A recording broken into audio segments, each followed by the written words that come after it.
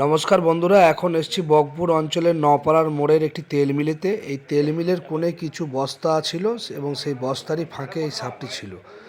এটি হচ্ছে আপনার খয়েগোগড়ো সাপ বা স্প্যাকটিক্যাল কোবরা।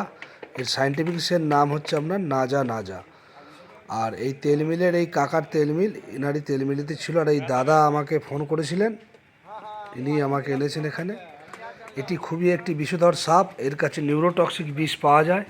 সাপে কামড়ালে আপনারা অযথা সময় নষ্ট করবেন না, 40 থেকে 50 মিনিটের মধ্যে লোকাল স্বাস্থ্যকেন্দ্রে গিয়ে ট্রিটমেন্ট করাবেন। কারণ এ অবলা প্রাণী পেটের জন্য আমাদের আশপাশে আসে। ইঁদুর হচ্ছে এদের প্রিয় ভোজন। আর এখন শীতকালে গোগরু সাপের মুভমেন্ট খুবই কম হয়, কারণ এই সময়টা এরা অতটা মুভমেন্ট করে না। মাঝে মাঝে আহার করতে হয়তো বেরোয়, কারণ পেটের জন্য সবাই আসে। আপনারা এই সাপটির বয়স মোটামুটি ধরে নেন বছর 4-5 হবে। এর লেজ দেখে বোঝা যায়, একটা আনুমানিক করা হয়।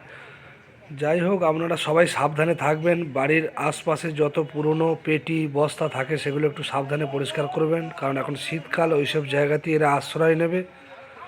আর এদের প্রিয় ভোজন হচ্ছে ইঁদুর। এই ইঁদুর ধরার জন্য এরা আসে। এরা অবলা প্রাণী, এদেরকে মারবেন না। এদেরকে বাঁচাতে বন দপ্তরকে ফোন করুন, নয় আমাকে ফোন করুন। চলুন, সবাই ভালো থাকবেন, নিজেদের খেয়াল রাখবেন। ধন্যবাদ।